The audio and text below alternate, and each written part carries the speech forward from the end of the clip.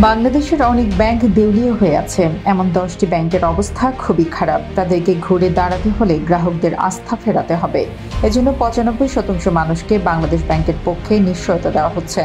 যদি কোনো ব্যাংক দেউলিয়া হয়ে পড়ে তাহলে 95% আমানতকারীর অর্থই ফেরত পাবেন বলে জানিয়েছেন বাংলাদেশ ব্যাংকের গভর্নর আহসান এইচ মনসুর। রোববার বাংলাদেশ ব্যাংকের এক সংবাদ সম্মেলনে এ তথ্য জানান তিনি সাধারণ মানুষকে আশ্বস্ত করেন, ব্যাংক যে অবস্থায় থাকুক গ্রাহকদের কোনো ক্ষতি হবে না। এজন্য আমানত ইন্স্যুরেন্স 1 লাখ থেকে বাড়িয়ে 2 লাখ টাকা করা হয়েছে। দেশের ব্যাংক খাতের 95% গ্রাহকদের স্বার্থ নিশ্চিত হবে।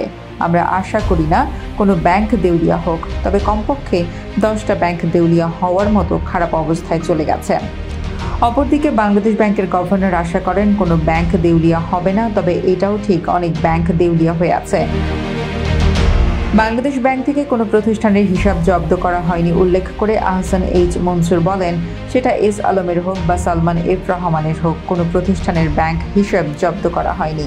যদি কেউ এস আলমের সম্পত্তি কিনে তবে নিজ দায়িত্বে কিনবেন, তার দায়িত্ব বাংলাদেশ ব্যাংক নেবে না বলেও সতর্ক করেছেন গভর্নর। তিনি বলেন, 70,000 কোটি টাকা ব্যাংকিং খাতের বাইরে চলে গিয়েছিল, 30,000-এর মতো ফিরে এসেছে। বাংলাদেশ ব্যাংকের কাছে 25,000 কোটি টাকার ফান্ড রয়েছে, যা বিতরণ হচ্ছে না। ব্যাংকের সমস্যাগুলো লিখিত আকারে দিতে বলা হয়েছে। নমনীয়ভাবে এসএমই খাতে এসব ফান্ড বিতরণ করা হবে।